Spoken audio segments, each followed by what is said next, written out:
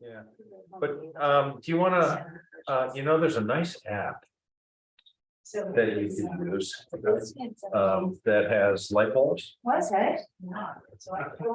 On your phone?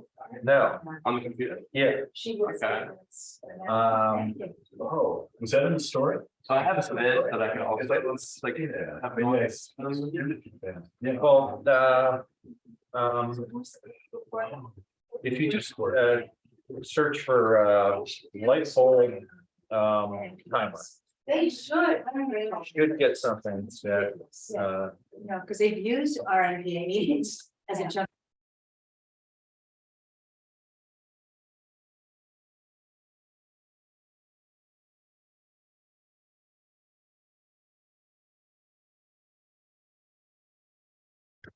Yeah. because it You know, what was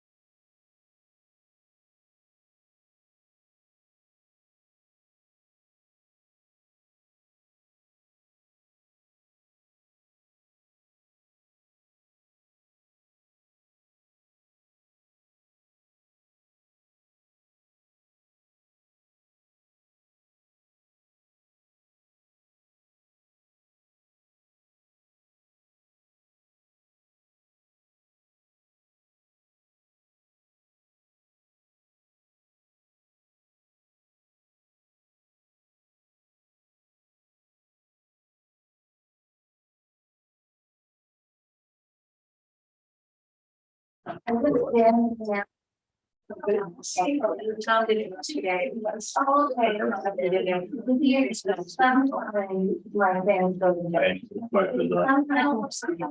to do it all the time. We don't. Yeah, you know, welcome. They're right here. We want to have that.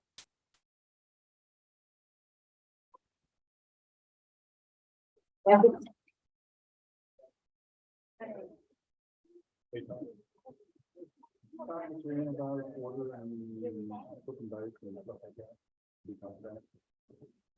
What? What? Did I talk to who about it? Well, we had a couple of conversations before you got here. One was in the public Q&A. Yeah. If people wanted to raise their hand, that's great. If they don't want to, they can write, Yeah. Their question, give it to you. We got some paper over there. That's the analysis. Yeah. The other thing is the order in which people are dealing with. I can't hear you.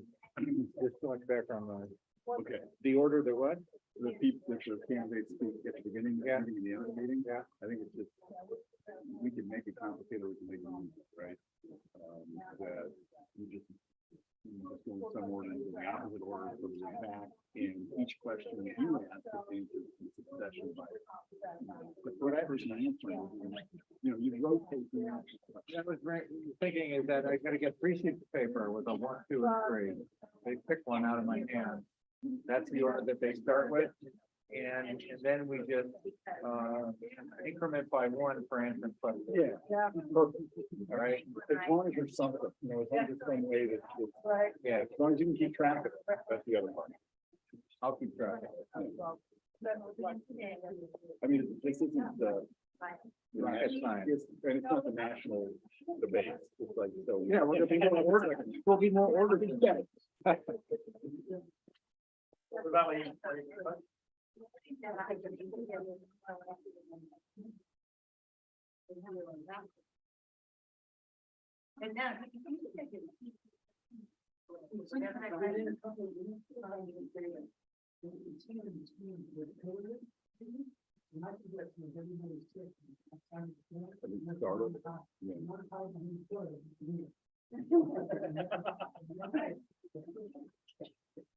Right line color. There you go. And the second thing is, you have a microphone for the first one. You have a microphone for the second row that goes up to the back and forth. It comes in here and goes back and forth. You have a third microphone. It's the same thing. It stays in the back there. Okay. Well, so anyway, he had this idea that they came and knocked on the door, but he said, and then he trying to get all the words from one people that is going to get put out the street. And I guess Terry Freeman something. And Terry, I don't know anything. This is what you're told. Terry's not running. Already asked when he's coming to our neighborhood. Okay.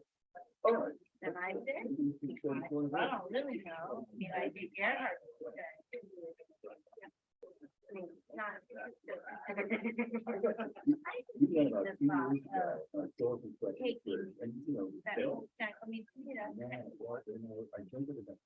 Like they're not part of. It's like so special. And my son says.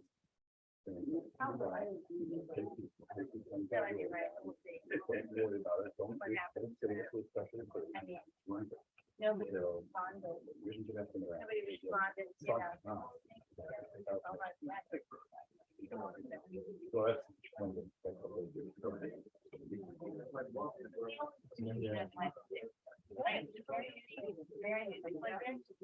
have been for the year.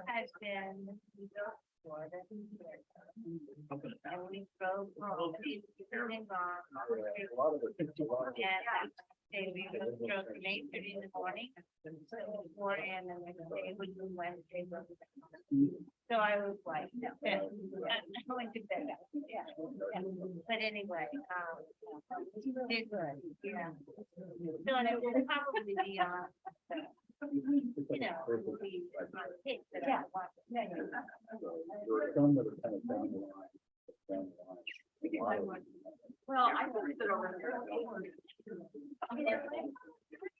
They say to go over there. Come on, ladies. North Williamsburg, let's move it. Yeah.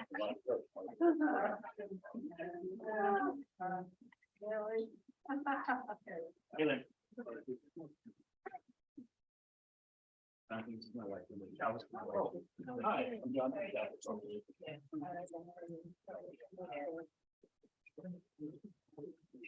So I think there's no other. I mean, your granddaughter. Yeah. Good.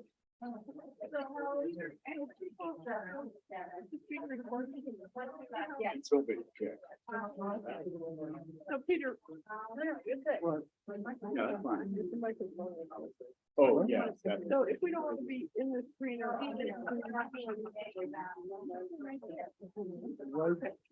Yeah. This is- Right now, this is what it is. If you really don't want to be on the screen.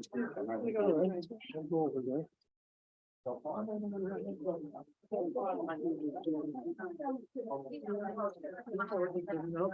One way or another.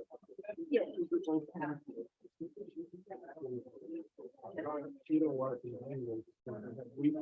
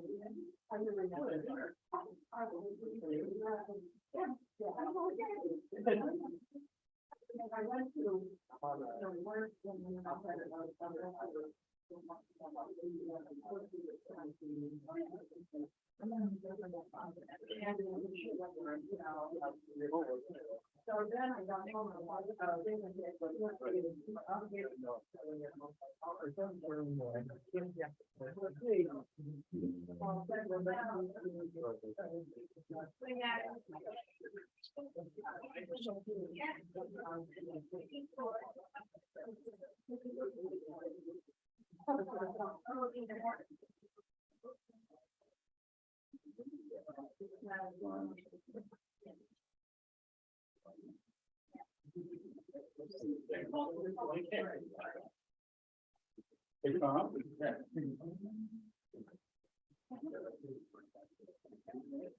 Ready?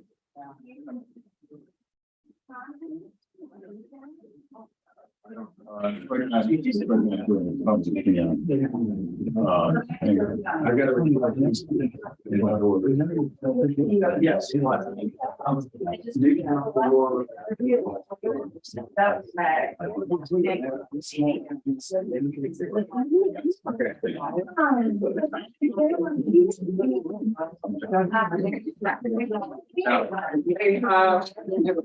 Before we get going, there's, if you don't understand, I'm gonna repeat this at the beginning, but there's gonna be an opportunity for everyone in the audience to ask questions. If you'd prefer to write your question down, Jonathan's got some paper. You can write it down and just bring it up here. If you prefer to just ask your question verbally, then it'll be on a hands up basis. We still expect all three candidates. All the candidates will be, all questions will be addressed to all three candidates, so they'll each have a chance to answer them. Yes.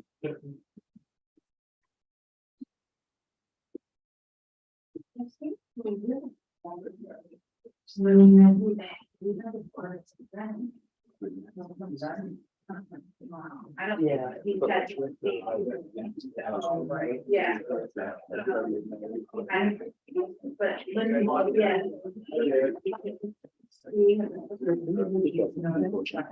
It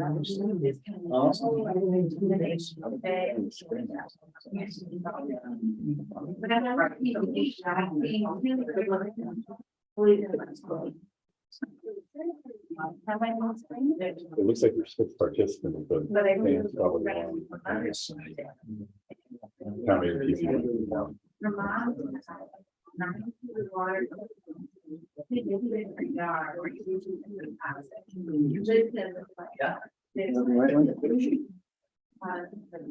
Let me figure it out.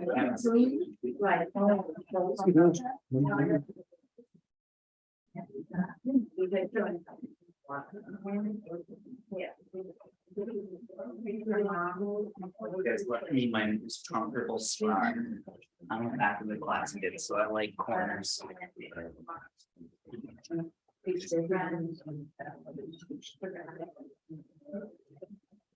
Oh, we are behind, aren't we? Yeah.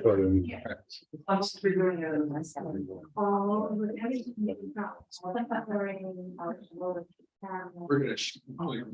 There's here, you guys are gonna move down one, and I'm gonna move into the corner. How's that? No. They jinxed myself. Then you'll be better seen. Nobody wants to see. So.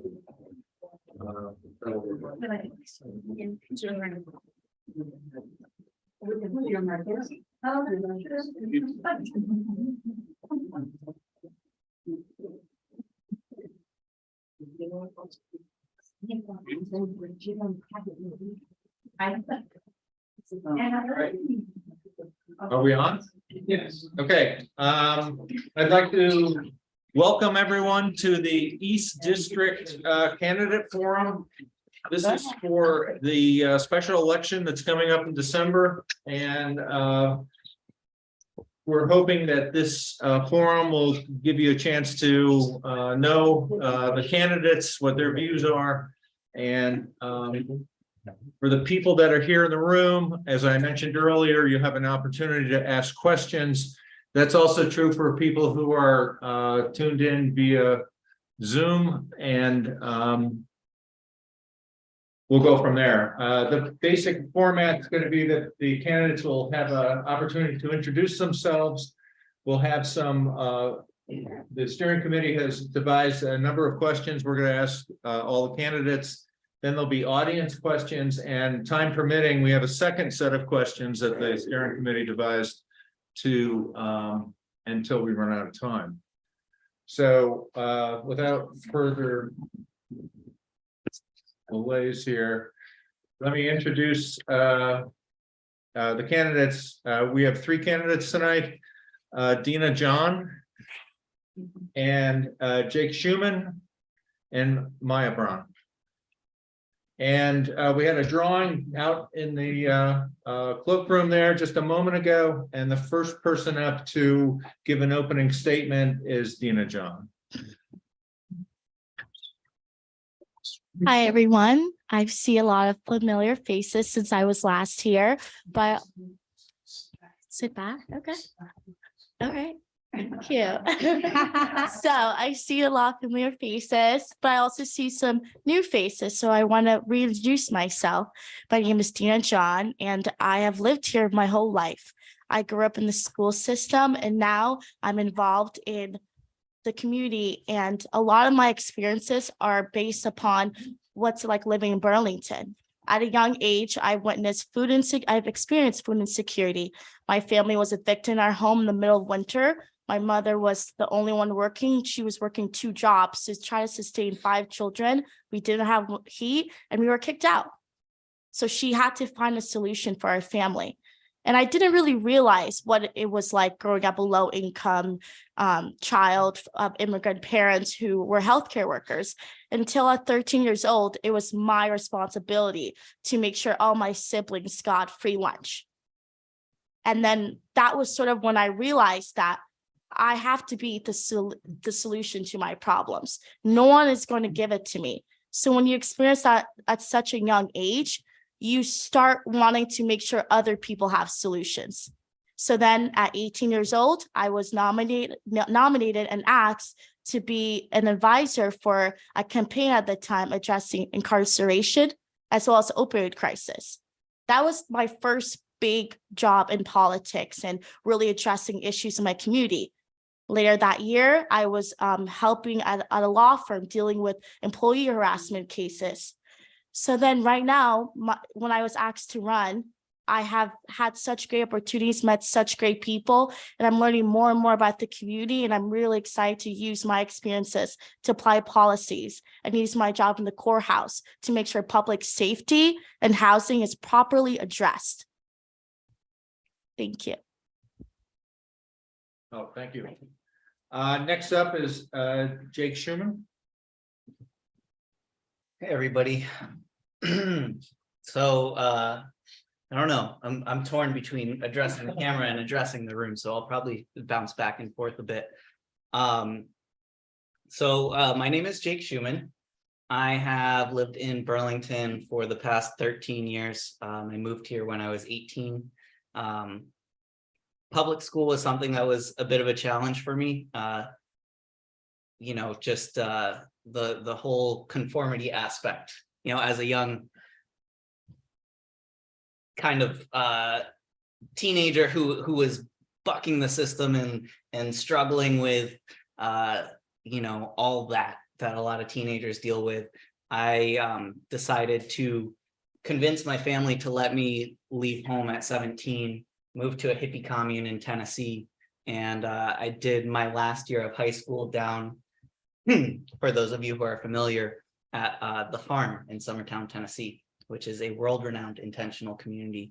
And I got to self-direct my final year of education. And I think that was a really formative experience as I learned how to adult without the safety net of my family. It was when I was living in Tennessee that I first experienced homelessness. This was 2008 and 2009. So, you know, part of the agreement that I made with my folks was that I would be self-supporting while I was there. And then the Great Recession hit, right? So I lost my job, and I found myself in a position where I could either return home with my tail between my legs, go back to public school, which I abhorred, and give up on what was to become, you know, my great coming out as an adult. Or I could live in a tent in the woods in what was a pretty temperate climate, and just make it work. And so that's what I did. And so that was my first experience with homelessness. My second experience with homelessness was when I moved to Burlington. So after leaving the farm in Tennessee, I came to Burlington. I was just going to stop through, but I fell in love with the place, and I've been in love with the place ever since. As I explained to folks time and time and again, I've tried to find some place that I like better, but I have been hard pressed to do so. So when I moved to Burlington, I was 18. All my connections in the community were students. They were all living in dorms. And so for the first 4 months that I lived in Burlington, until I could find an apartment, I was bouncing between couches and beds in dorms and sleeping in my car. So, you know, I've worked recently with the homeless community at the Holiday Inn, but I've also been a part of that community. And if any of you read the 7 Days article that came out about the three of us today, it was a great article. I really liked it. It noted that in 2020, when I stood for election for inspector of election, the only other race I've ever been in, the result of that, unfortunately, was that I became homeless for the third time in my life, because I, trying to do the right thing for the community, for the planet, living in a tiny home, my opponent held that against me and tried to evict me from the district, thus getting rid of his opponent. And ultimately, he was successful. But I think it's unfortunate that in this city, people who so frequently try to do the right thing for themselves, for the community, for their families, find themselves in a position where they're running afoul of our norms, our expectations. And I think that it's high time for us to consider what we are asking of each other. And conformity is maybe not the right thing that we should be asking of each other. I think that we should endeavor to be more patient, more understanding, to empathize with each other and recognize that sometimes when we feel that folks are not doing the right thing, they're doing the best that they can with the circumstances that they have. And so that's why I'm running. I'm running because I am not a politician. I'm just a human. Thank you. All right, thanks. We're gonna transition into the. Maya's turn. I'm sorry. Not at all. Maya. Thank you, everyone, for coming tonight. My name is Maya Brandt, and I am really honored and humbled to be running for East District City Council. I've lived in Burlington for 33 years. I grew up in Southern Vermont. And my commitment to the community over time has really, been based on living here, having children here, having children in the school system, being a teacher, watching the city grow and develop. And right now, one of the reasons that there are really pressing issues for Burlington is because it's incredibly popular. This is a wonderful place to live. And we want to live here safely. We want enough housing for everyone. And these are the issues facing City Council. And the person who becomes the East District representative for Ward 1 and Ward 8 will address many of these really pressing issues that affect all of us. So that's why I'm running. I am really excited to be here in the meeting house, which is really an appropriate place, I think, for this forum. It's a place of respect, civility, community, and activism. And at this point, I am an artist. I am something of an introvert, and I am stepping up because our community needs representation. And this is my time to participate in this.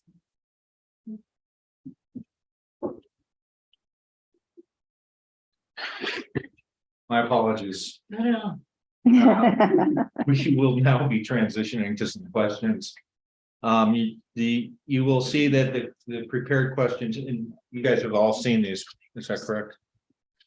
Are a combination of questions to sort of get a feeling for the people, and then also get a feeling for how they perceive problems in the city. So the first question,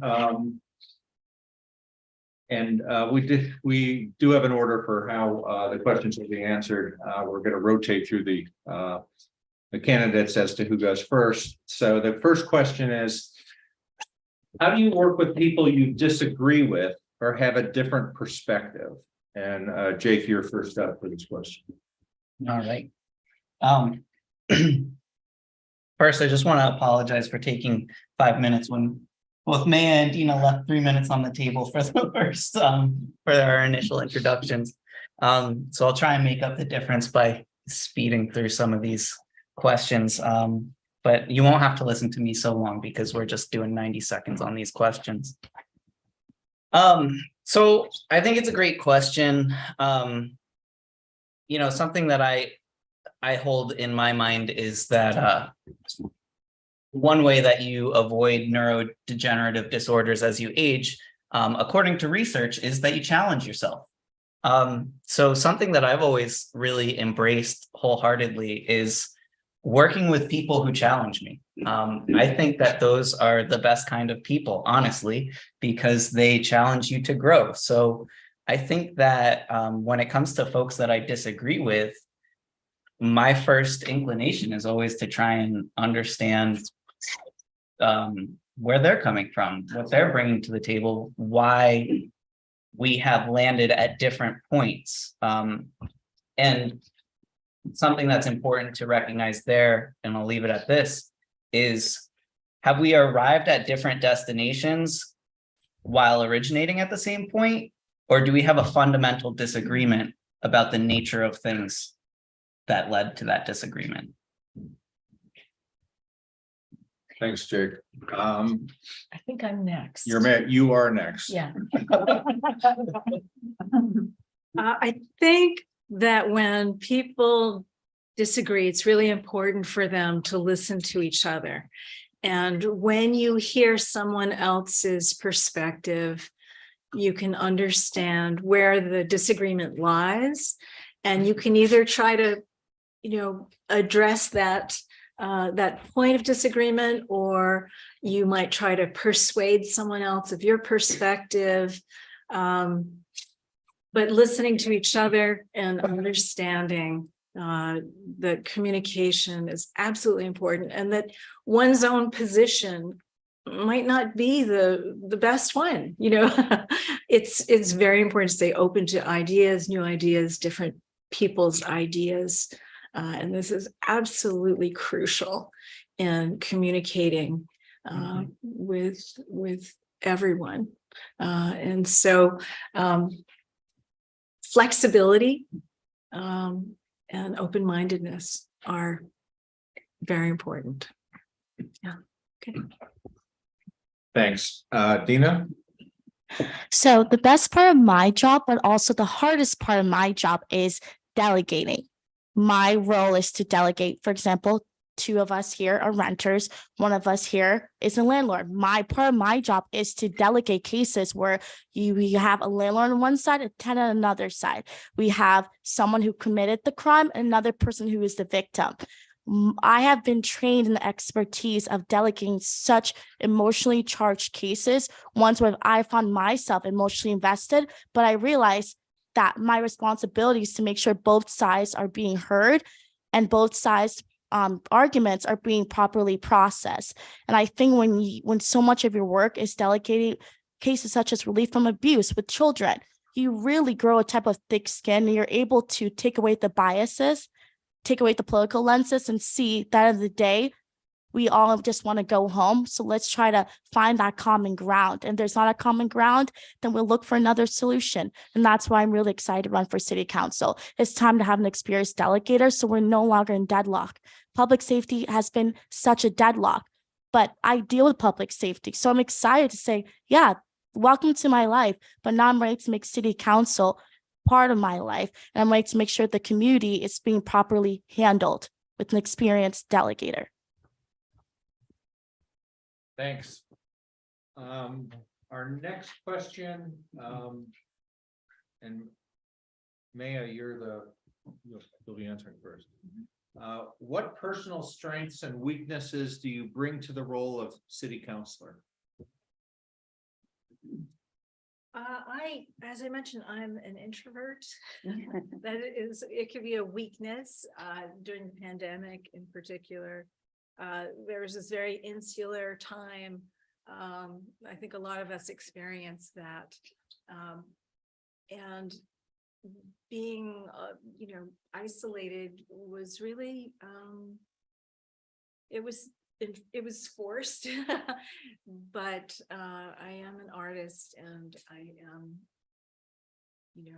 comfortable being alone. And in the same sense, that's my strength. I am able to do research. I am able to figure things out. I'm able to start knocking on doors and reaching out to the community and really realizing that we're in this together. So being an introvert has really, it's shaped who I am as an artist, but I think it puts me in a position to realize I need to reach out. I need to break out and be something of a public person in order to help the city and be a part of the democratic process. Thanks. Dina? Well, I mean, for mine, it's obvious. It's been something that I think it's what people challenge me on is you're young. Another young person wanted to run for city council. Uh-oh. And I think no matter how like profound my resume is, no matter how much work I've done towards the community, no matter the fact that I spent spring semester working with the Winooski School District to make sure that their bill pushing for increased funding was heard and passed, and working with the mayor on it in Winooski, it's still not good enough for some people.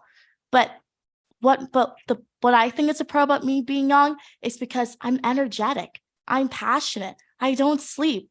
Why? Because I come from a low income family. My parents are healthcare workers. They don't sleep. That's the reality. I learned from them. And when you grow up like me, when you have to really create your own table to create your own seat, because no one's going to give you the seat, it's not about age, it's about what you're actually doing.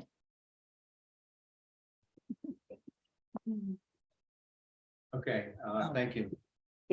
Greg? Yeah, I'm really grateful that I get to answer this question last. A lot of what both of you just said really resonates with me. Yeah, I think that when it comes to being on city council, it's a job that demands a lot of you and offers very little in return. So I think that a strength that I can bring to the position and a reason that I'm running is that I feel like I am at a place and a space in my life where I can make the time for it, because it is something that really demands a lot of time. I think that my mind is very analytical, but in a very humanistic way. I'm very experienced with taking data and relating it to the human beings behind the data and asking good questions. So I think this is an important strength to bring to city council, and asking those good questions and finding those nuggets within the policy where things are being overlooked or opportunities are being missed. As far as weaknesses, I think in addition to what Maya said, I would echo in stepping up and being a public figure is very frightening to me and something that does not come naturally. I think that my weakness that is most prescient here is that I am very principled in the ways of how I think democracy should function. Thanks. Our next question, and Dina, you'll be the first one to answer, is to give an example of an action you took that resulted in unintended consequences and what you learned from it. Well, before I even accepted to run, I've always and still am a leader in my community. And I was doing a lot of work with Youth Restorative Justice. You know, I work in the courthouse, and juvenile cases are such a tragedy because a lot of times these children grew up in housing that was not sustainable, didn't have access to education. And when I ran for council, I knew that was something I didn't really want to let go. But then as I was nominated and I met so much people, I started attending events like this. I had such a bigger platform. I knew that I couldn't be as much present. So and it resulted in me taking a step down so I could do the bigger work, so I could talk to more people in the community. But that is a lesson that, you know, one person cannot save it all. That if one person cannot do, let someone else step up.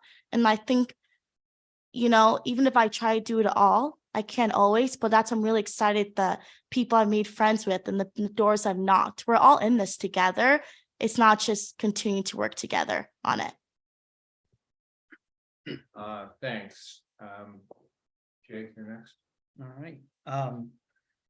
So I'm gonna challenge you as our moderator. I think that the question was maybe designed to challenge us candidates, but I'm gonna pick on the language and say that you know, it can be very positive. So I'm gonna give a really positive example. When I was 2021, Attorney General at the time, Bill Sorrell, had a conference up at UVM on the wage gap and trying to explore like why women in our community, in our state, make less than men, that why there's not pay equity. coming out of that conference, there was a working group that was formed to write a bill for the legislature that would address these gaps. And, you know, being young, looking for some experience, looking to learn, I was like, yeah, this is a great opportunity to join this working group and see what comes out of it. And I distinctly remember one of those meetings, you know, this group of about 12 people, we were trying to figure out, like, can we get this thing through? Do some things need to go on the chopping block? And one of those things was the right to request or the right to discuss your pay with your coworkers. And I was like, nope, we need to keep it. 5 years later, a former coworker lost their job. And I said, nope, you are protected based on that bill that I helped write. Thanks. You're not gonna let me forget this, right? Okay. In 2017, I decided to become a union representative at St. Michael's College. And I have been working for many, many years at the college, and there was this strange absence of acknowledgement of adjunct faculty. And it bothered me. There was something fundamentally missing in the communications. A friend of mine who had worked there for 19 years retired, and there was no mention of her having worked for 19 years. And so by being a union representative and fighting for adjunct faculty rights, for higher pay, for acknowledgement by an institution, I think the reason that I started with that role really was based on my own personal experiences and seeing how my friend just disappeared after her retirement. But the consequences, though not entirely unintended, were quite wonderful in that the college acknowledged and began to respect adjunct faculty more. And this is a workforce that they rely on enormously. And by inviting adjuncts to faculty meetings and getting representation, it was a wonderful result of these actions. All right, thank you. The tone of the questions is gonna shift a little. As you know, City Council addresses a lot of different concerns that are close to the wards and citywide and even state or nationally. And so the question is, how will you balance time between addressing concerns of the ward, city, or national global concerns? And Jake, you're up first. Well, I think really we need to consider how we balance time between the needs of the East District, wards 1 and 8, and the city and the state. I think as far as issues of the nation and issues of the world, honestly, I don't think we have time for it. I would love to. I think that when Bernie Sanders was the mayor and he made all these bold statements about what was going on in the world, like that was a luxury that we don't have.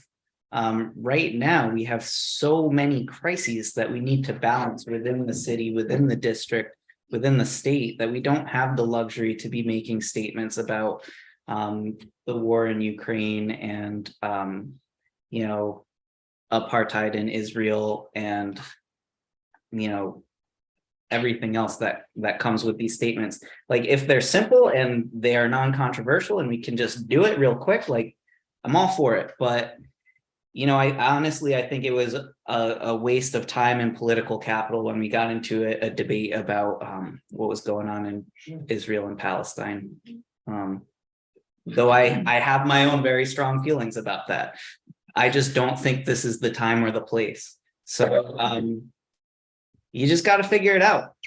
Figure out what our priorities are. Okay, Maya?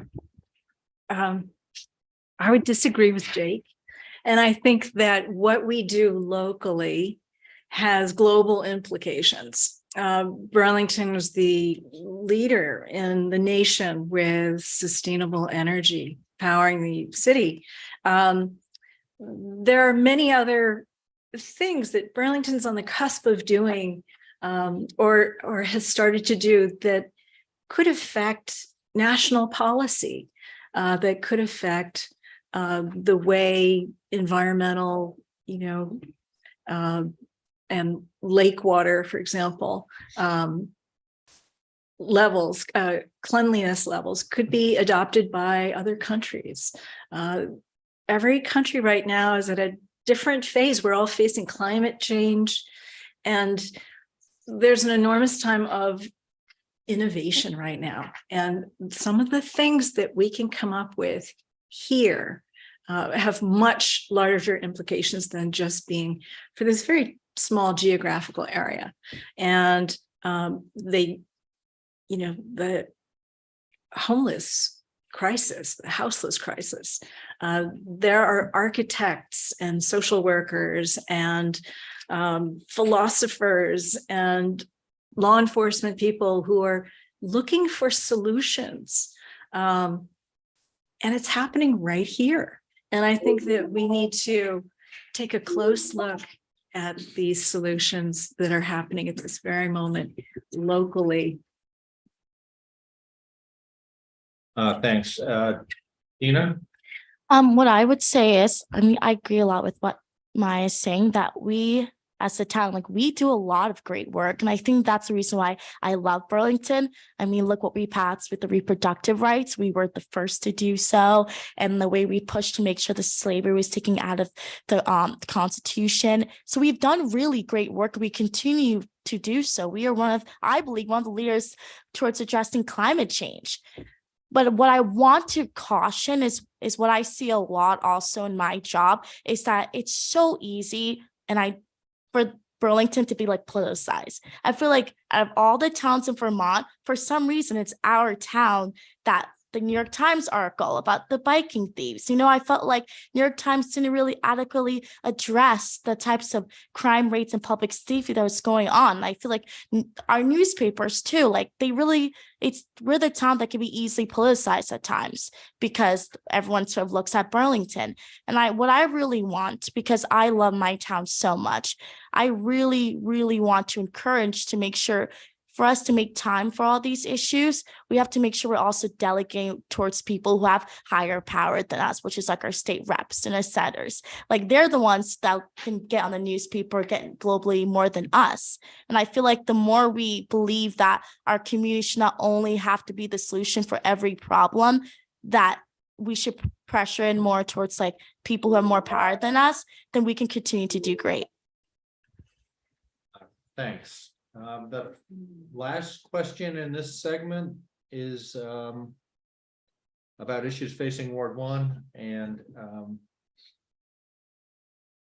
what is the largest issue facing Ward 1, and how do you propose to address it, and include recommendations for policy or ordinance changes as needed? And Maya, you are up for it. Yeah. The largest issue I see facing Ward 1 right now is representation on city council. This is really totally lacking. Well, no, not entirely, but the East District seat is Ward 1 and Ward 8. And Ward 8 has absolutely no representation at all.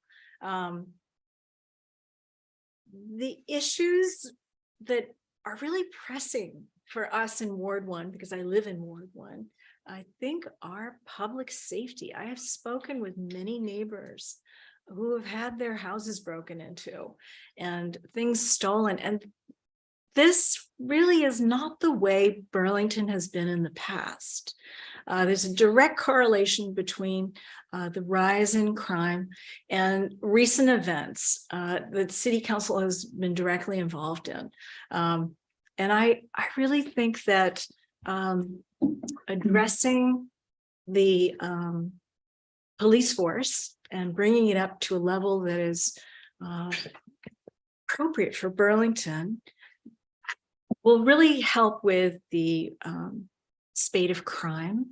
I think it'll make Burlington a more attractive place for investors who will invest in housing, businesses. The new high school is really important. And all of this comes together to really make for a vital and thriving community. These are all interrelated issues. Thanks, Dina. So a couple weeks ago, Mayor Moreau called me to have a sit-down meeting, and the conversation was around what I found was the most pressing. And first and foremost, I addressed public safety with him. I was very, very clear with him that no matter how much police you hire, it's not going to address the public safety issue enough, because it starts with education, affordable housing. It starts with the war on drugs, to systematic racism. We are years behind on these issues, and I was very adamant about it. Nothing. And as someone, as a Black woman from low income housing, who's seen a lot of crime, who's lost someone to murder this summer that was on newspaper, it starts at home. And my cases I deal with, I watch family cases turn into crime cases. It really starts at home. And the other thing would be housing. You know, I am a renter and I worked 2 jobs at one point, and I just afford groceries and rent. And my story is not special. It's a story of a lot of people in our town. So let's address that. And let's please support things like Champlain Housing Trust. Earhart, who's a notable member of community, like he built Champlain Housing, and that's where I live right now. And do you see that correlation? If we work together and we listen to each other, a lot can happen. It doesn't have to be about what parties we're on. It really does not. Thanks, Dina. I think that was a great segue to the things that I wanted to talk about. Including, I wanted to mention that I was talking to Earhart on election day. Yeah. And what we were discussing was the most, I guess, was our neighborhoods and how you and I have worked together on projects like the People's Kitchen. And you know, that's a big reason why I'm involved in the People's Kitchen, is because it gives me food security. Right before this a forum, I went and got dinner from my friends through the People's Kitchen. And so what Earhart and I were discussing on election day was the inequity in our community. And I think that's an important thing to discuss. And I think, so for those of you who don't know, I live in the River Watch set of buildings, and Dina lives in the Salmon Run. Riverside. Yeah. And so we're both on Riverside Avenue. Both of our little communities are right next to each other, yet there's such differences. In that article I referenced earlier, Dina mentioned to Courtney Lambden that people in her community are afraid to call the police. Meanwhile, in my community, my homeowners association has signed a memorandum of understanding with the Burlington Police Officers Association so that they, when they are off the clock for the BPD, can come and pick up extra hours patrolling in our neighborhood on our dime. What does that tell you about the state of our community when one group of people can pay for more police coverage than people in the neighborhood next door? Inequity. That's the problem with our community. That's the most pressing issue that we need to address. All right, thanks. We're going to go to questions from the audience. Do we have questions here? Did people write questions down? Did anyone write a question down? No. All right, so who wants to start question? Who has their hand up for having a question? And you are? I'm Cheryl Green. Carol? I live in Ward 1. Oh, wait, you need it. Sorry, you have to have this. Thanks. And just, you know, I guess I'm going to repeat what we said before. Each of the candidates will have a chance to answer every question that's posed. Okay, so I'm Cheryl Green. I live in Ward 1. And my question is about understanding the way the city works. You've talked about it being a big responsibility. There are so many moving parts in the city. And I wonder if you could talk, each of you, to the idea of your capacity and knowledge about those, how all those moving parts work together and how you can bring your capacity to that responsibility. And Dina, you're going first. Hi, Cheryl. Well, I mean, I'm very privileged in fact that I have a job where I'm the most directly involved in city and town issues. So a lot of the matters and concerns we will address here, it's going to end up on my desk the next day. That's how it works. So I think I'm really, one of the reasons why I'm running is that I think we should have someone who's not only grew up here and lived here for so long, but if they're already involved, they come with already the knowledge of what needs to be done and also what's happening behind closed doors. Like, you know, the Burlington Police Department, like they call it the courthouse a lot of times. So I see the types of cases they deal with. I see types of cases about civil matters with like employees, fair wages, union cases. One of my friends talked about being sued, even though his job is to do union work. So I think because I'm in that very privileged position, I'm ready to use it and collaborate with my other members on council if nominated and selected. Thank you. I think that's a really good and important question to ask. Just to start off the bat, a few weeks ago at the last, I think, forum, somebody asked me about attending city council meetings, and I said to that person, I'll see you at the next one. But at the next city council meeting, actually, like as it was starting, that was when I had to put my dog down. So I have not been at any city council meetings, but I have been watching them after the fact. So if that person is here or watching, I just want to address that off the bat. I think in this city, we have so much going on that bandwidth is a really important thing to talk about. Like you can't be up to date on everything at all times and know what's going on everywhere and how to manage it. So I think that having a personal network of people plugged into these different positions and having relationships with folks who are doing things is important. So, you know, I'm not going to name drop all the people that I'm friends with and who I talk to and who I know, because I don't think that's a very becoming thing to do. But I would say that I have spent a long time developing those relationships. I am very abreast of what people are doing in the city, how the relationships work, who to talk to, when, the order in which you do these things, and, you know, when and where to spend your political capital.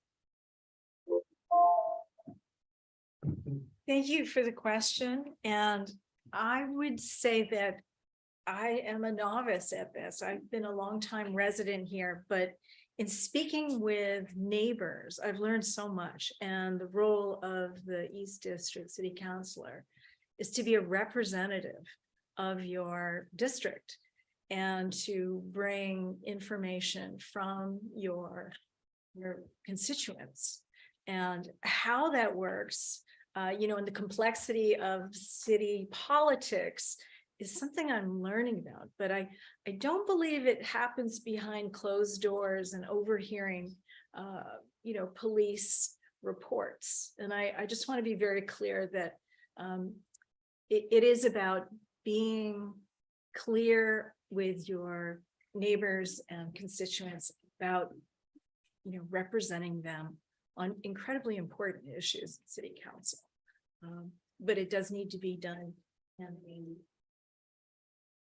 an honorable, honest, transparent way. Yeah. Thanks.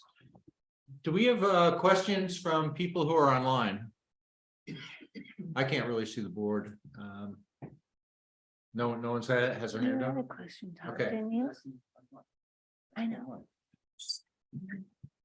Who's asking? Yeah. If that one of these.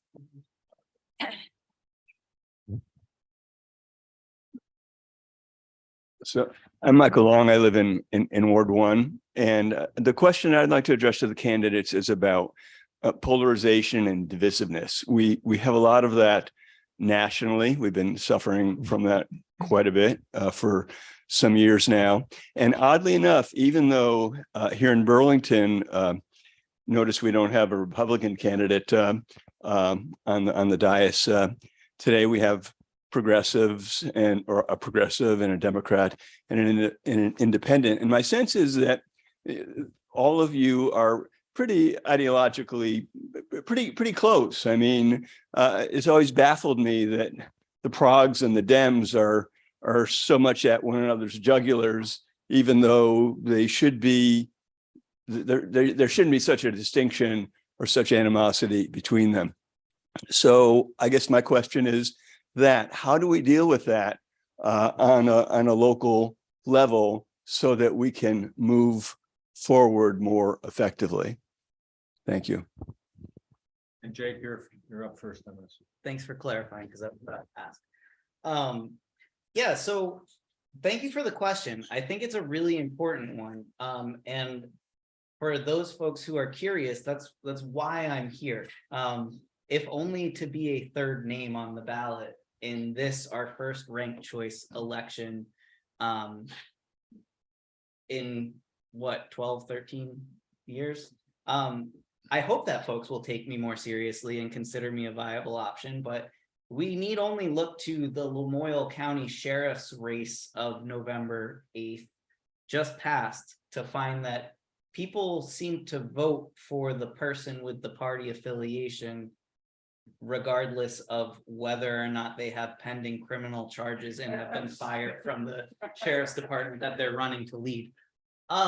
So I don't want to pick on my my other candidates, but I think that's why it's important to refer back to that question we just had, because as an independent, knowing how the processes work and how to get things done, I won't be reliant on party leadership. I can actually forge a path that is inclusive of all. So to bring it back to where I started, I think that the way we get around the partisanship that has become so vitriolic in our city is ranked choice voting, having more people on the ballot. Okay, thanks. Maya? I really don't think it has to do with party affiliation at all. And I think that we do have divergent ideas about what Burlington needs moving forward. And it really comes down to lived experience. And I believe that up here you have 3 different candidates at different points in their life with different life experience.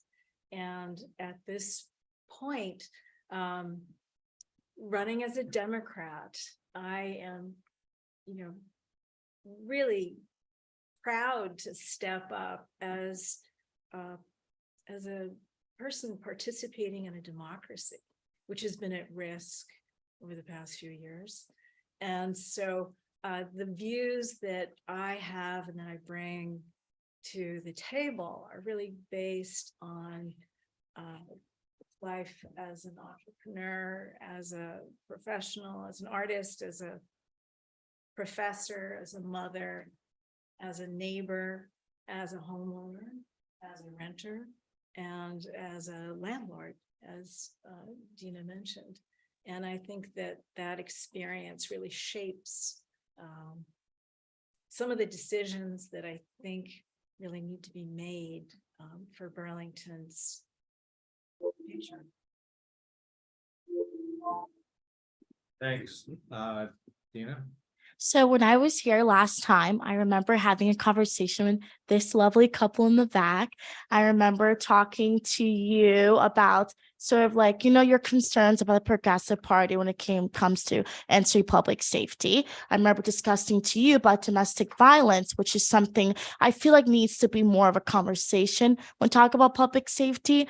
I remember like leaving our conversation and I really felt as if if we're gonna choose a counselor that's to represent Ward 1 plus Ward 8, let's make it someone that you can invite home and sit down and have a conversation with, even if you're at different odds. Not someone that makes you uncomfortable that you're not able to communicate with. I represent so many identities. I represent the New American families. I represent BIPOC. I represent being the child healthcare workers. I represent low-income families. I represent people who have experienced food insecurity and housing crisis.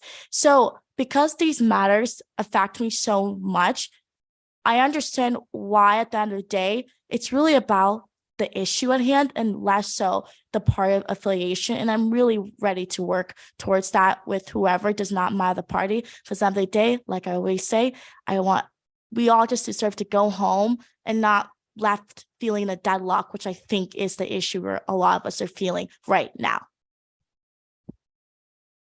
Okay, thanks. Other questions from the floor here? And I don't know your name. Yeah. Thank you. Yeah, my name's Todd Schlossberg, and I live on Loomis Street, just around the corner. Just around the corner from North Prospect. One of the issues that is facing Ward 1 and Ward 8 that is very specific to Ward 1 and Ward 8, and is not as big policy as around jobs, houselessness, things like that, but it has to do with the upcoming and current redistricting process. And I want to ask you, each of you, because if you were a Ward 1 or Ward 8 councilor, you would have the interest of your ward and hopefully the city in mind, but you would also have this direct commitment to your ward. The unique thing about the East District is that you represent both. And there's a sort of a potential conflict here because, as you all probably know, some of the maps that are in consideration, some of the leading from some of the folks on city council seem to be leaning toward would, to some of us, eviscerate Ward 1, move many, many more students, renters into Ward 1. Some are concerned that there's some politicizing going on because now you have Ward 8, which is largely student, tends to elect a certain demographic for city council, as we saw the last time. If under some of these maps, if they're endorsed by the majority of the city council, one party or the other, this ward that I've lived in for almost 32 years will change dramatically. And the neighborhood and community that I've come to love and raise my children in will no longer exist. That might be better for Ward 8. It'll be great for Ward 5 and 6 because they're not going to have to handle any of this shit. Sorry, but pardon me. So, and I don't mean to, and I'm not anti-student because we've had students across the street on our street for the time we lived here. And it's been sometimes wonderful. It sometimes has been really, really bad. I mean, like scary bad. Depends on who's there. The bottom line is UVM doesn't have enough student housing, especially for first and second year students. I'm sorry, third and fourth year. So this redistricting plan that's being discussed in the different maps, I want to ask, what are all of your views on redistricting? And bottom line is specifically about changes to the makeup of Ward 1 that would fundamentally change Ward 1 and also fundamentally change Ward 8, but in very different ways. So if you could speak to that, thank you. Yeah, I think the core of this is representation on city council. The maps that are being drawn up, unfortunately, that last meeting, there was no representative for Ward 1 or Ward 8. And these are crucial issues because they do affect us. The issue of the students is being dealt with these many different maps. How do you distribute that student vote more evenly over the different districts? And the reason for that is that you have a transient population that is not necessarily as invested in the long term of the community the way a long-term resident is. And the impact of that vote for something that is attractive or trendy for a person who is 19, 20, 21 years old, who's living in Burlington temporarily, the weight of that needs to be distributed more evenly. And I was really disheartened to hear that there was no Ward 1 representation at the last city council meeting, because representation is what will make for something that works for the residents who are feeling this. And you mentioned scary. Some of the violence in City Hall Park feels like a result of some of the decisions that were made based on votes from people who didn't necessarily know what the consequences of defunding the police would be. Yeah, so I think my time is done. Dina? So I've lived in Ward 1 for over a decade there, and I live in a family neighborhood, and I agree with you. I wouldn't like to see Ward 1 being handled in means where we don't have enough like families and homeowners and renters being represented in there. I really, and I've talked about this with people in my campaign, I really believe we need to hold UVM more accountable in ways in which they overly omit students every year. And when you overly omit students every year, you're only exacerbating the housing crisis. So that's something, if I was to city council, I really want to address that. If we're going to talk about redistricting, we have to hold a UVM accountable for how many students they're admitting every year. And also, I need to respond to sort of the violence that we see in the city hall.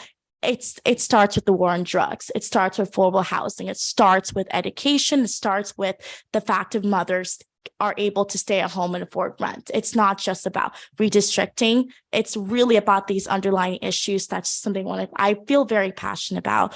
And, Earhart reached out to me as well as another community member. And my plan is to sit down with them and talk more about redistricting. Representation matter, but also listening to each other. So I'm excited to do more research and work with my community about that. So if I become city council, I have a clear stance to represent our Ward 1 people, our Ward 1 families, and everyone there. Thanks, Jake. Yeah, I'm a map nerd. So I got some redistricting people in my corner who I nerd out with. Having coffee later this week with one of them. And I've actually played with the program that they're all using. It's an open source program. So anybody here is able to just log on and play and try and come up with your own map if you want. It's a lot of fun for those of us who are map nerds. So, I think wards 2 and 3 historically have a small number of people who actively participate in the election that gets their counselor. And so I think that a lot of people have raised really good questions, like, what if we talked about the new American population that doesn't have the right to vote in city elections right now? And hopefully that will change in March. I'm relying on you guys. What if we talked about them in the same way and said, we need to divide up the new American population in the old North End so that, it's more equitable for everyone else. So I think we really need to be very deliberate about how we talk about the student population and really hone in and be very specific. The students that are, making challenges for the system, it's the freshmen and the sophomores who live in these specific dorms and can only live there for 1 or 2 years max. That's the only people that we should be considering moving around between these other wards. And if you look at it that way, then I think there is a way to keep Ward 1 very intact. Thanks. We have other questions? Carter. I wasn't going to ask a question and then I had to. So no opinion, just a question. So there's been a lot of conversation around public safety and I think a lot of misinformation around public safety. And the ACLU described it as in a letter to the mayor in the last year or so as a intentional campaign of misinformation to instill fear. I'm getting that quote right. The instill fear and intentional campaign of misinformation was correct. Speaking to how the mayor and the police chief have decided to engage on this issue publicly. So Ward 1 has a long tradition of electing folks who can both collaborate across party lines and also stand up for our ward. Like redistricting right now is a good example where like our ward needs to be stood up for. So how do you balance collaborating and also standing up to the mayor? All right, and Dina, you're up first for this.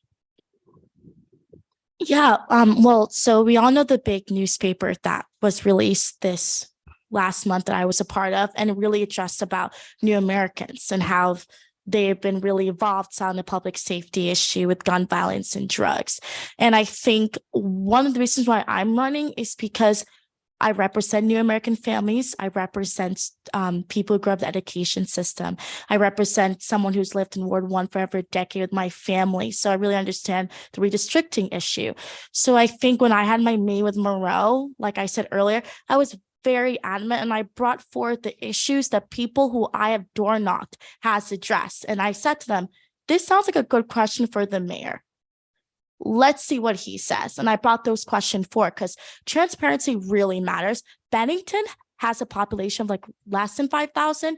They've had an enormous increase of public safety murder cases, but yet if the newspaper politicizes them Burlington all over again and not really address that Bennington has the same issue. I think transparency and making sure that's very clear is so critical, because what I don't want is for our community to feel like we are the only solution to the public safety, nor, and I promise you, the police department doesn't want to feel like they're the only solution to public safety. It could be collaborated. You just need someone who is already involved, who's already in that system and who sees the bigger picture, who's lived here for as long as I, and who, so we can talk more after, but thank you.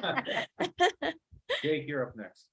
Yeah, thanks, Carter. I think that's a great question, because it is a balance, right, between collaborating and being magnanimous and knowing which battles to pick and which ones you really just don't have the stuff for. So I think that you, the people of the East District, really benefit from the fact that all three of us, none of us are an incumbent. So we all get to pull the same move, whichever one of us wins. I'm new, right? Like I have no skin in this game.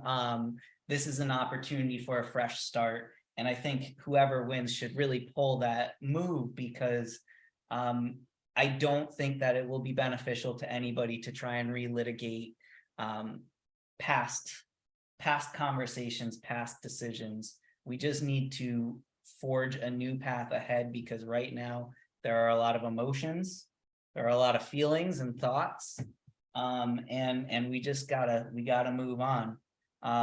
I would say that though we are all quote unquote newcomers to elected office, there are two of us here who have very deep connections and strong understandings of these issues. And I got to give credit where credit's due. Dina works in the court system and she sees these cases on a granular level. I know these people. I also see these issues on a granular level. That's a really interesting question. And I think it does come to representation of one's constituents, and you're, on city council, you are working for your wards. And I think that you used a word, what did you say? Tempering?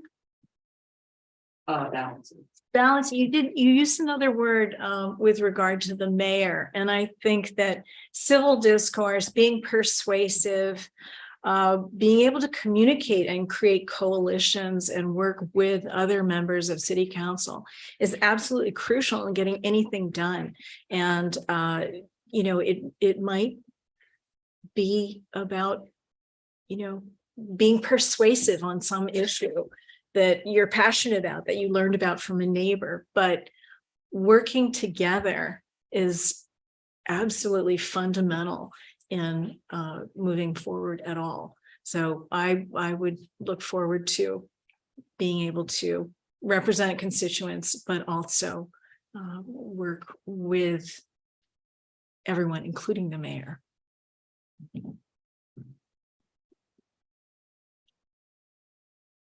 Okay, thanks. Did I see other hands for questions?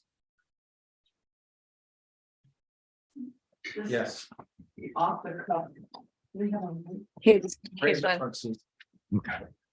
Thank you. I guess, And your name is? my name is Lindsay, Okay, Lindsay Huddle.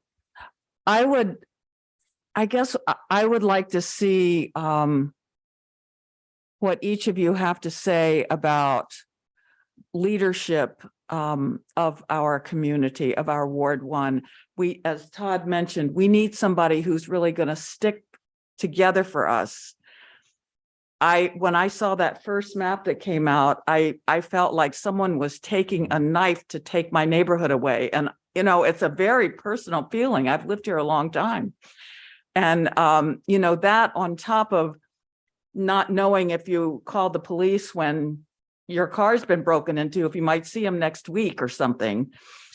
These are really core feelings of living in a neighborhood that you need that. I feel tremendous support from my neighbors more than I do from anyone else.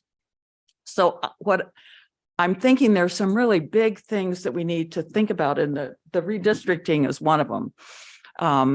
Why they would split off some of our family neighborhoods and just stick them out there with people that they don't have the same concerns with. And I sort of understand this because I know that this has happened racially around our country, but I would really like to hear some accountability and some planning going forward about that if there is redistricting. Secondly, I'd like to hear some visioning from you guys. You know, we have this high school. All of us, I think Ward 1 especially, always votes for the school. But with the new tax assessments on top of it, it was a personal commitment to community for the people here to vote for that, and they did it. I'd like to know that city council is kind of coming, that their members on city council are trying to find ways to help pay for that, aside from just upping our taxes.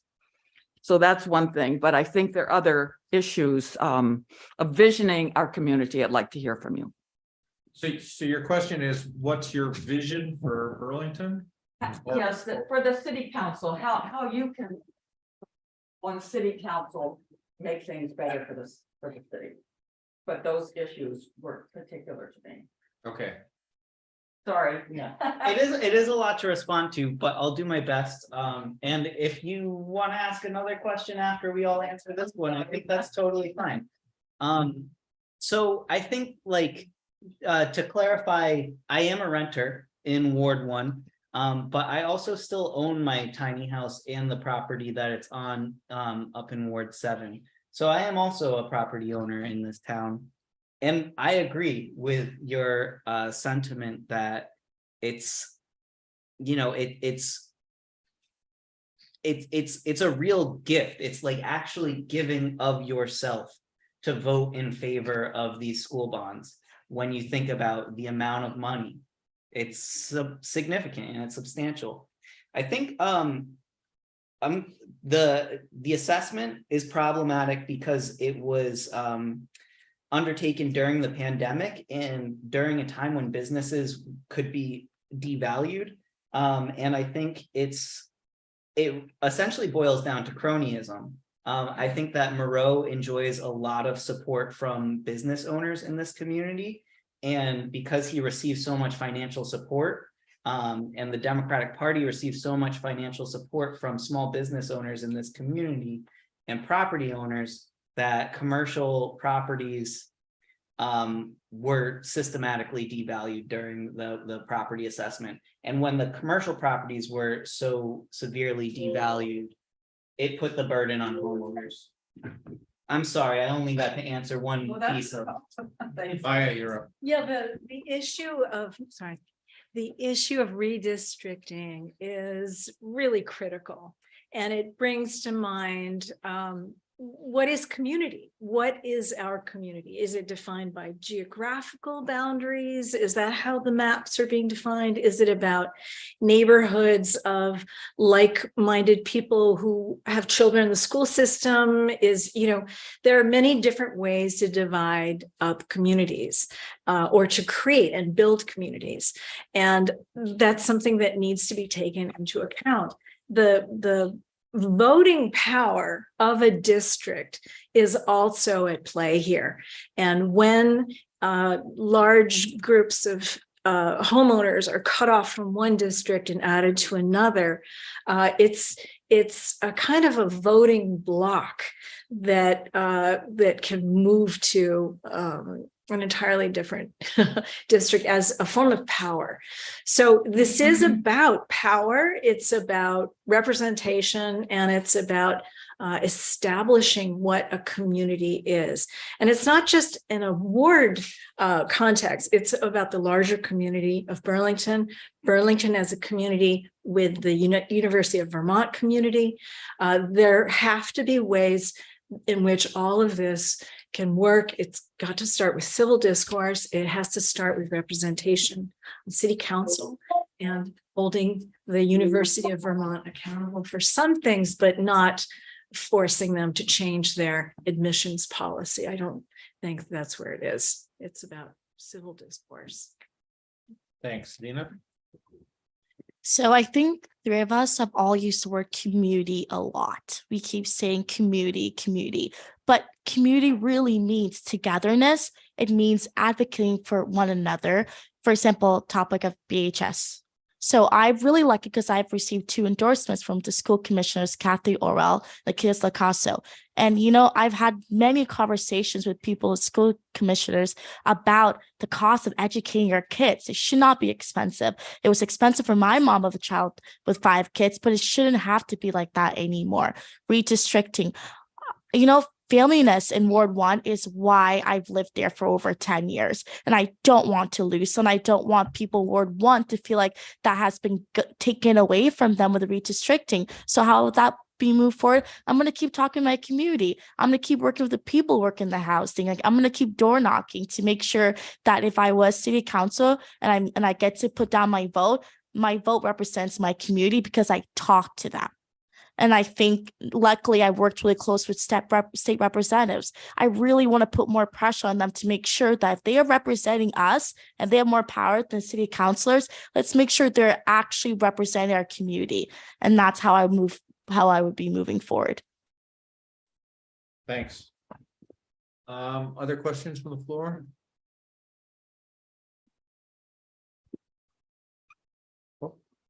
Do we have anyone with a hand up on?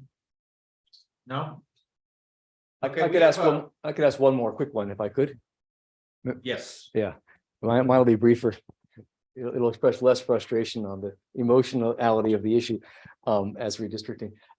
So around jobs, everyone says we need jobs because jobs are, without jobs, you don't have income and you don't have the purpose that work brings you.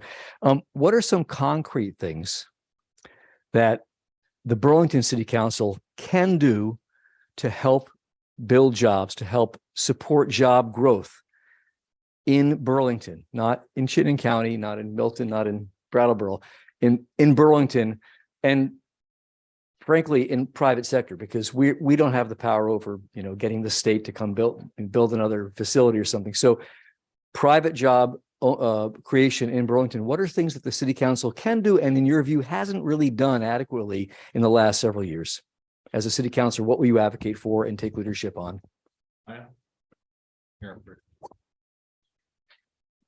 Well, it was very disturbing today to hear about just so many layoffs around the country and global foundries more locally. But we're moving into a new era where we do need to think about this. What kind of jobs should be, fostered in Burlington with new technology, the internet, remote jobs, this is all something that we have to talk about, and I don't know the answer, and I want to speak with experts as well as neighbors to find out more about that, because you're right. In order for this community to thrive, there need to be jobs, and we're no longer a manufacturing society. The technical center is amazing, training people for jobs. The high school now is a way for people to become educated, to create and to take jobs. So we're taking those steps, and they're absolutely important. And the University of Vermont, of course, is educating lots of young people who be innovators as well. But we do need to think about what kind of jobs would benefit the community, would draw new people into Burlington, and would work. Dina, you next. So I want to bring a different angle, which is a lot of people don't want to work. I'm a union member for the Vermont State Employee Association, and social workers, government workers, people at correctional facilities, like there's not a lot of us. So we are very, very overworked at the moment. And I was kind of like doing a little thinking research, and I realized something. There's a shortage of trade workers. So we want to build more housing. We need more people in trade. We have a lot of young people here.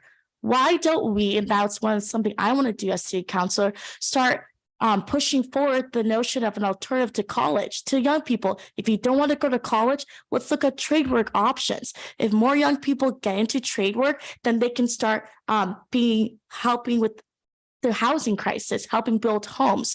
We need to really make sure that there's more trade workers. So there's more infrastructure, there's more housing being built.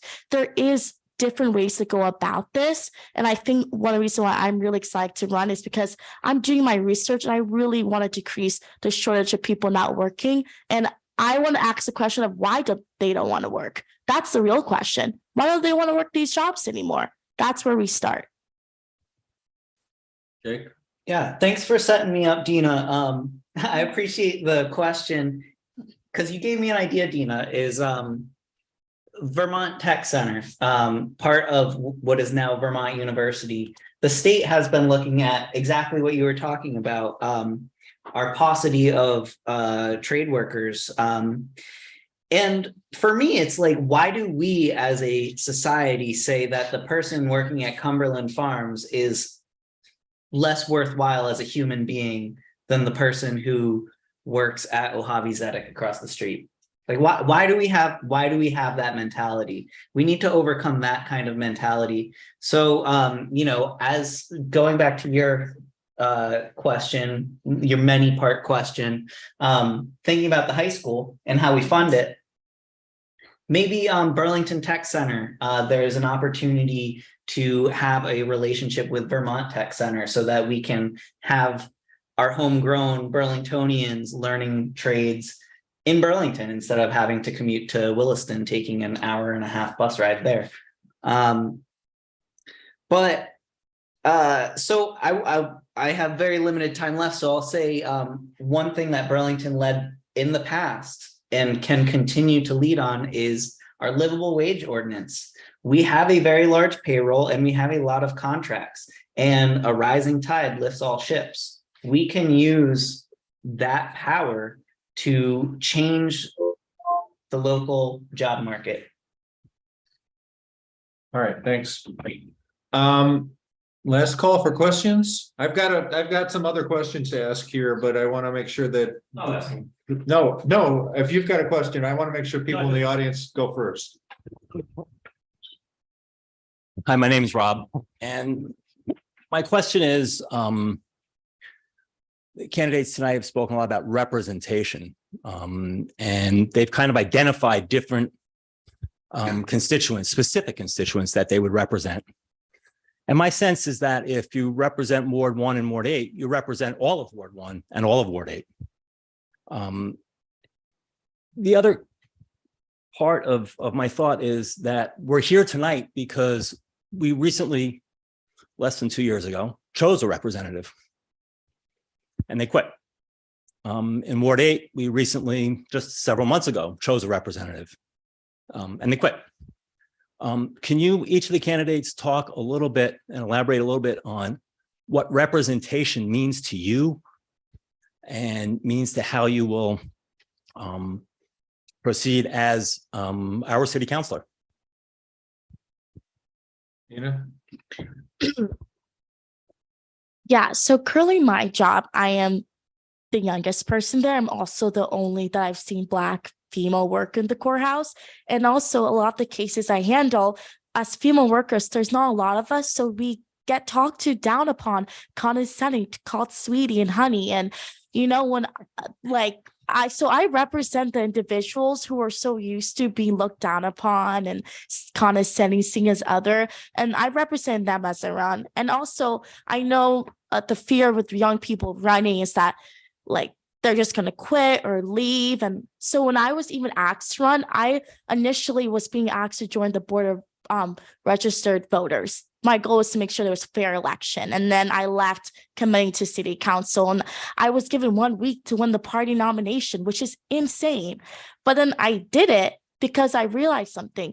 My community really, really matters to me. And the different people in my community who I represent, like, they need a voice. Ever since I ran, there's been an increase of new American families that want to vote, that want to participate. But at the same time, there is that language barrier that I feel like I'm really trying to advocate. We talk about these issues, but there's not a lot. I think I might be the only the person directly born from another country here. You know, I represent Africans. I represent a lot of the immigrant population that just traveled here like 10, 20 years ago.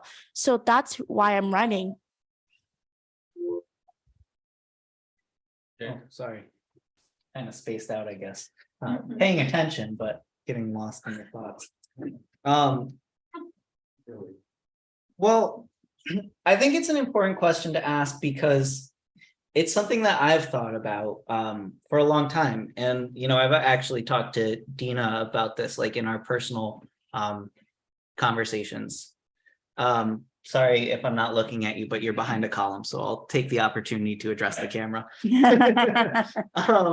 Yeah, so over the course of like the 13 years that I've been here, you know, I only first stood for election in 2020, and that was for inspector of election, very low stakes kind of a situation. And I've held this kind of idea that like one day I will be in a place where I feel like I can represent the community, but it's something that I take very seriously, and I've tried to prepare for and try to be very cognizant of my ability to fulfill the requirement. And so I think that is an important question to ask. But at the end of the day, I think it is important to recognize that we've all done this check-in with ourselves. And, you know, I think it's the right thing to take for granted that we have all done that check-in, and we all feel like we are in a place where we can meet the needs of the community in terms of commitment and preparation. thanks, Margaret. Yeah, I absolutely hear what you're saying. You know, how to represent very different constituents. And I've been talking with a lot of college students, and their concerns are my concerns too. And climate action is really, really important to a lot of college students. Women's rights, reproductive rights, women's right to privacy. You know, this collective idea that the Supreme Court is sort of, you know, doing things that are that we don't feel is right. It doesn't represent us. Housing, you know, having landlords be accountable to student populations so that they're not living in terrible circumstances. These are shared, you know, issues. They are shared concerns. And I think that you can represent long-term residents. You can represent the very young who need good schooling. You can represent elderly residents. My mother is 92. And she has different concerns. I've talked with constituents who are concerned about aging in place. Burlington has a new council on aging, and I think it's high time.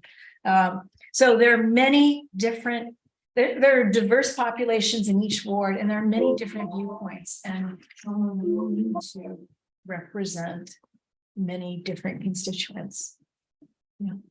Thank you. Thanks.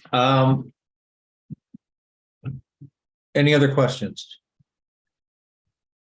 All right, I'm going to shift to a couple of other prepared questions, and then we have time, I think, for a couple more. If someone does come up with a question between now and the end, let me know, and then we'll have a summation from the candidates.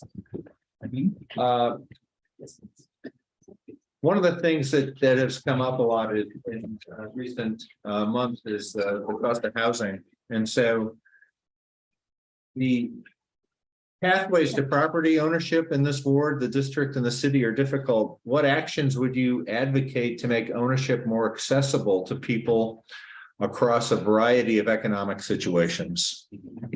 And Jake, you're up first for this. All right. So I think in trying to highlight the differences between the three of us, Courtney may have neglected in her article. So I am going to clarify for the record that I, like Dina, also believe that renters should have right of first refusal in purchasing their unit. But I also think that there should be a strong and well-funded tenants union that can support renters in doing that. Because as you know, one of my neighbors had told me as we took a walk around the block, he had the opportunity. He was given the right of first refusal, but he was not in the exact specific situation that you need to be in to get a mortgage at that time. 6 months later, he was, and he could have bought his unit, but because of when his landlord decided to sell, it pigeonholed him into a position where he couldn't exercise that opportunity. I think that there are so many different things that we can do to address housing affordability and housing availability.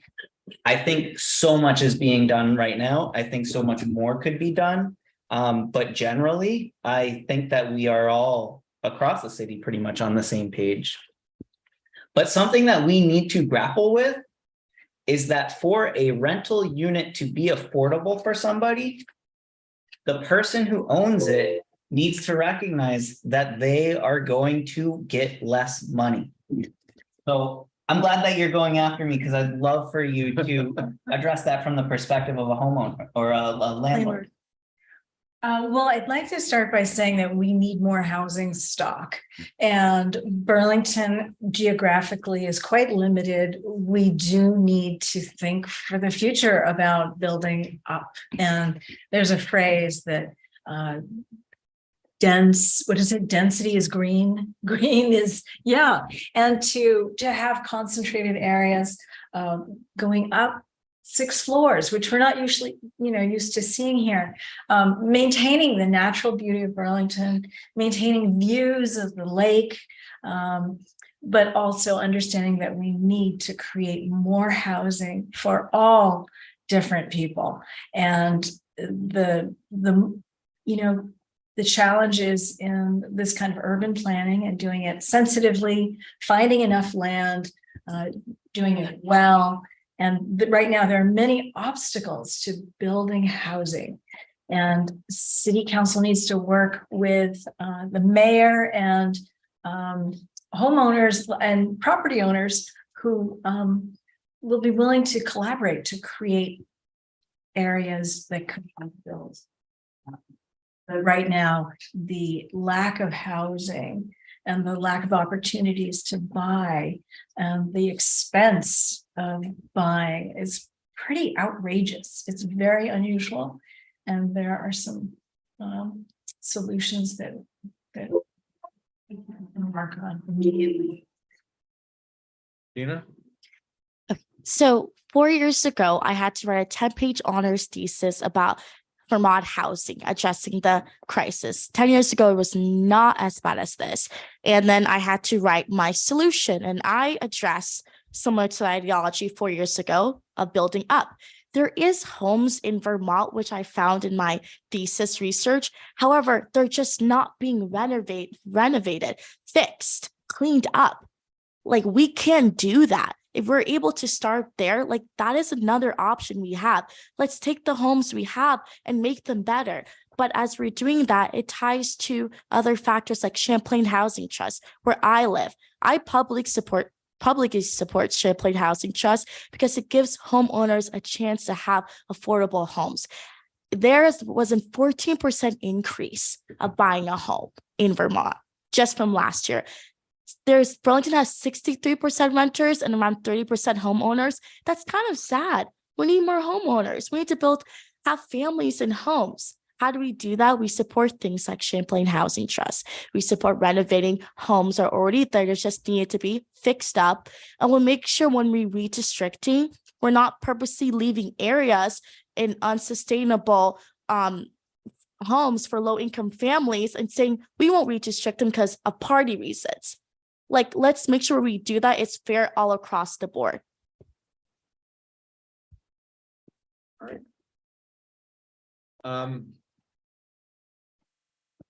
Got another couple questions. One is about public safety, and our police commissioner Milo Grant recently draw a connection between specific types of crime rising and addiction crisis. And do you agree with that? And how will you help neighbors feel safe now and fix the underlying cause of crime in our country or in our neighborhood? And Maya, you're up first. Yeah.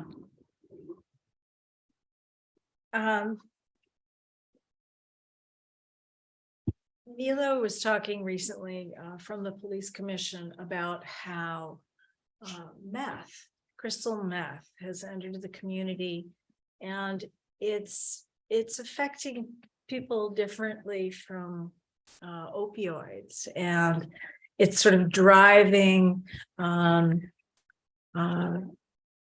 different behaviors. And this is something that we really need to pay attention to. It's the beginning of a different epidemic. It's why I don't necessarily support injection sites, because the drug is changing and it has a different effect on people. And it's also driving a lot of theft for people too. So these issues are very much about our public safety, and we need to stop the flow of drugs and the spiking of drugs with fentanyl. This is absolutely crucial to our public safety. I was picking up my daughter at school the other day, and I saw 3 people who were hyperactive and paranoid, and they looked scary. It looked like, they needed a lot of help. And I thought, this looks like meth. And I think that social services and social workers and police officers need to be trained specifically to understand some of these new problems that are happening with different drugs in our community.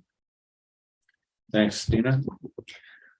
So last week I had the honor of being invited to where Cheryl lives with her husband, co-housing.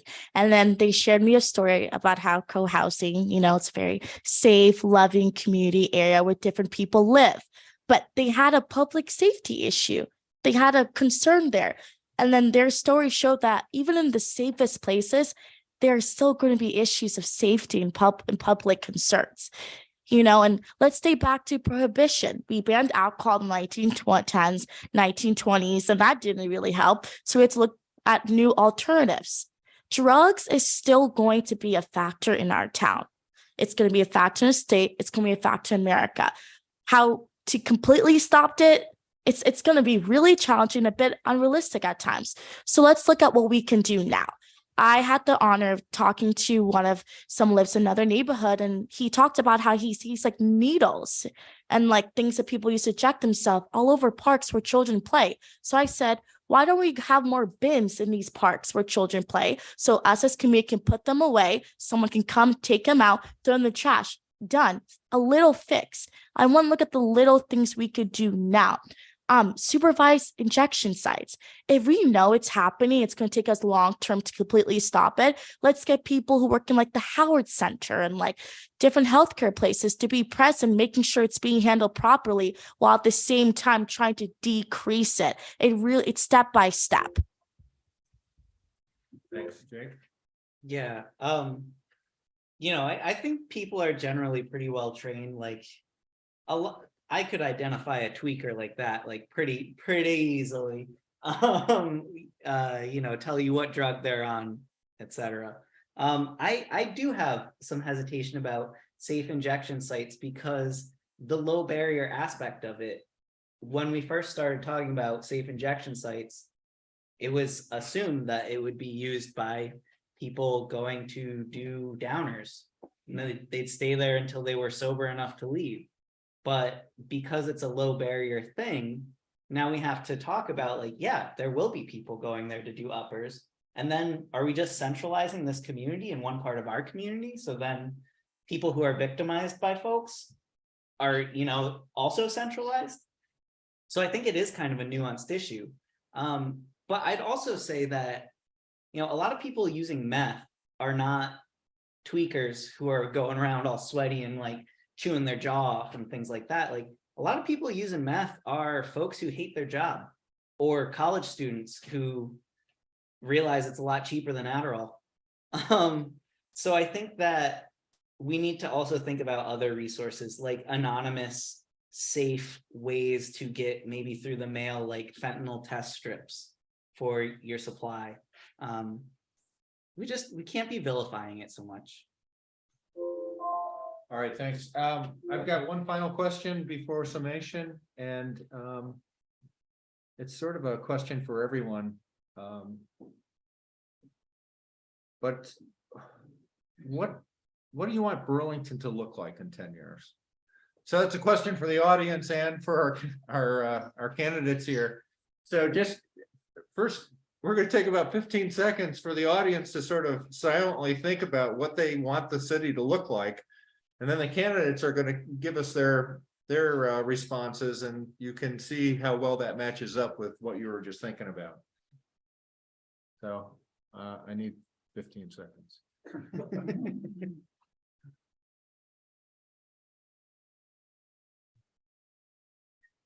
Good.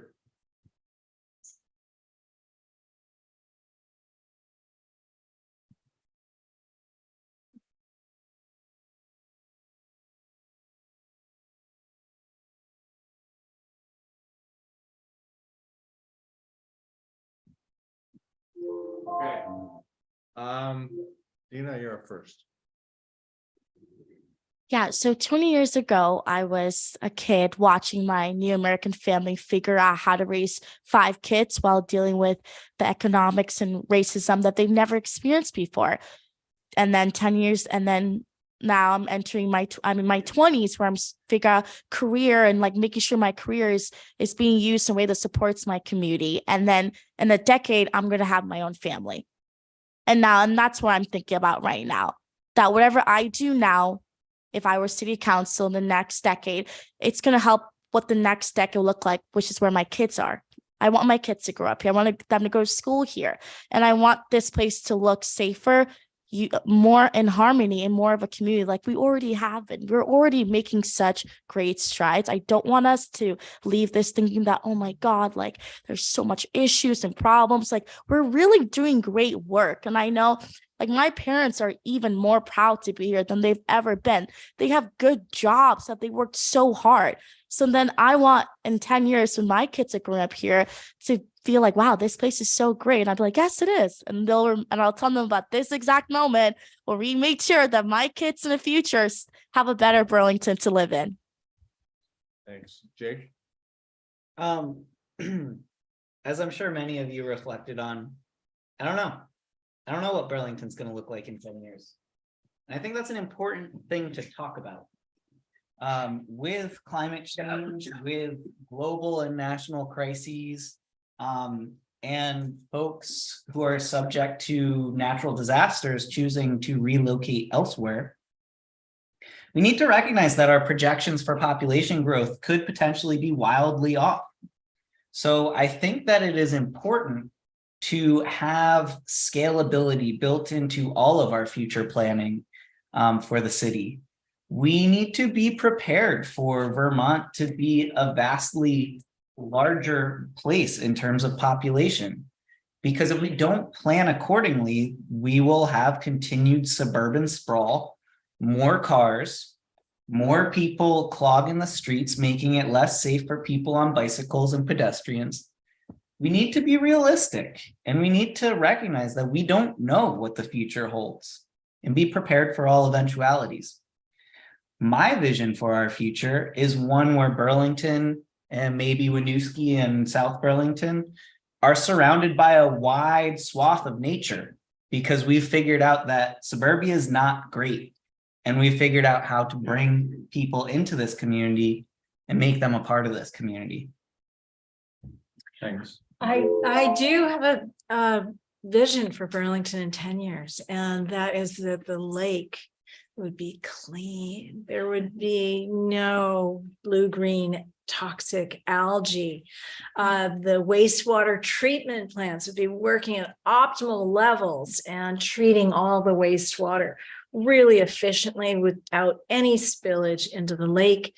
I would love for the Superfund sites to be treated, so carefully so that none of that toxic sludge goes into the lake.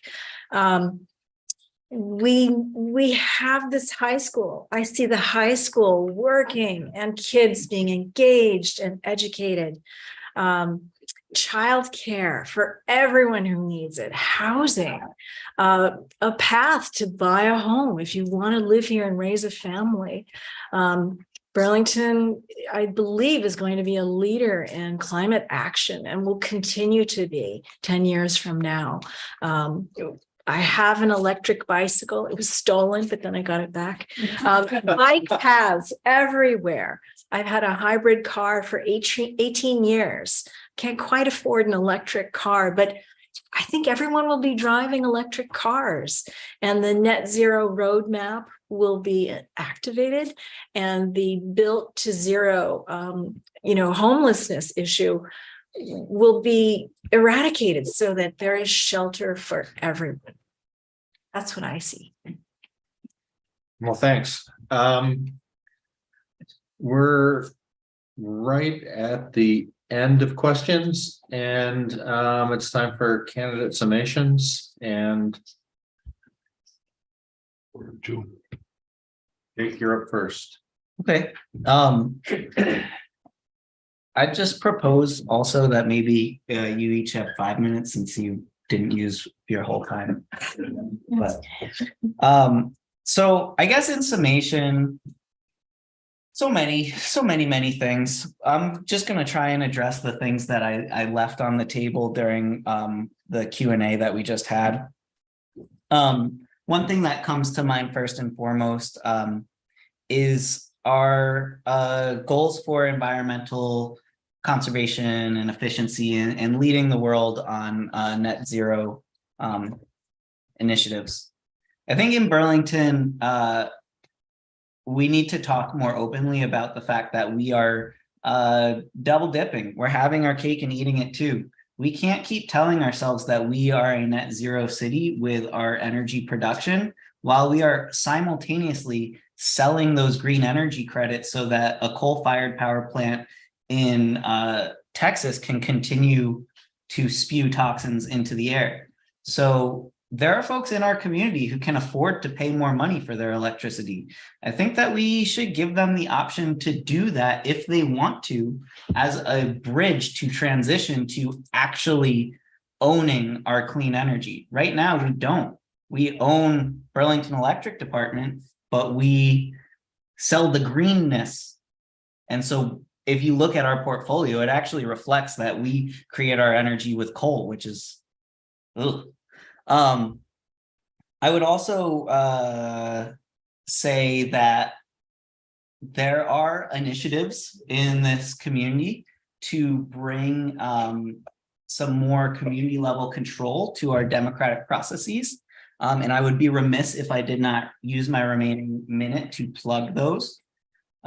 We have Proposition Zero, which is, you should go and learn all about it, propositionzero.org. It's really about Vermont scale democracy, town meeting day methods, and a way for people to directly contribute to what happens in our city. And hopefully that will be on the ballot for you on town meeting day. Another ballot initiative that we hope to have before voters to change the city charter on town meeting day is community control of police. So if you recall, city council passed an ordinance to create a citizen oversight board, and the mayor vetoed it. There is a group of very dedicated individuals working hard to rectify that through a change to the city charter. We are very close to our petition signature goal. So please go to citizensforpoliceaccountability.com. The people for policeaccountability.com. All spelled out. Thank you. Thanks. Nice. Okay, yeah. In summation, I would really like to be on city council to be a part of this process of really nurturing and helping the city we love. There are so many things to be grateful for here, and we need to help our city. This is very important. As a community, we need to make decisions for our future. It's a collective future, and we can live our individual lives with joy and take pottery classes and swim in the lake, but we need to pay attention to the infrastructure of our city. And I'm so pleased that our community really saw the importance of the high school. It's a big responsibility, but it's a necessary building block as we move forward to create a thriving community that works for every single one of us. And it makes us want to live here, makes us want to stay here. And it will bring other people to Burlington as well. It'll benefit the university. We are in this together. We are on the same plot of land, but we are also in Vermont, and we need to respect that we are, we need to take care of Vermonters. We need to take care of the communities that really need our help. These have been tough times these last few years. We need to re-envision how to move forward, and so that everyone can prosper. Thanks for coming. Thanks, Dina. So I want to just take a different angle, kind of update everyone what my campaign has been up to, because I think it's really important that whoever is running, that we are really informing everyone about what we're doing since we were nominated. So last time I was here, I think Sharon said, "Dina, did you help pass a bill?" And I said, "No." And I thought to myself, okay, that needs to change.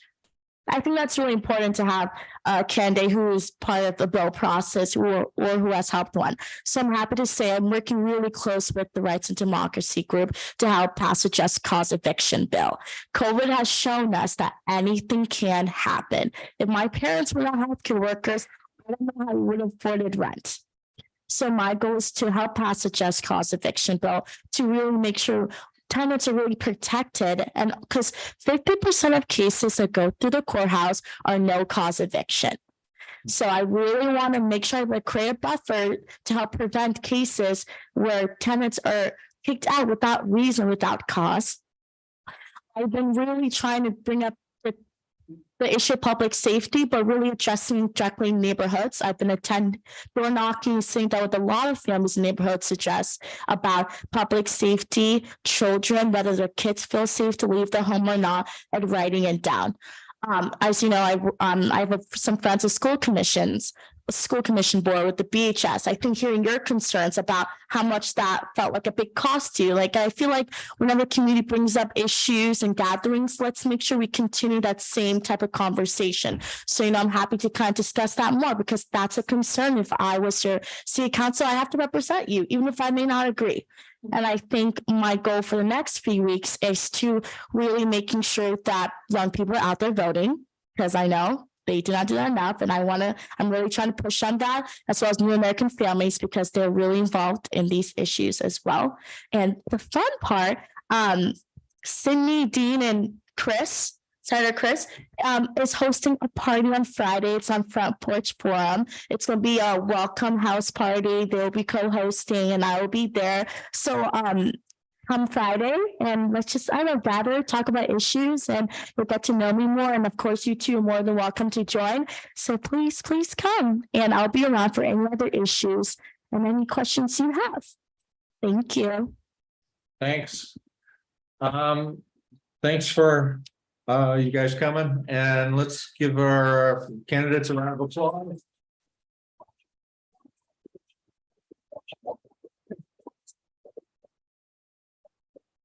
And I think we're done. Yeah, thank you. Thank you. Thanks a lot. 6 minutes early.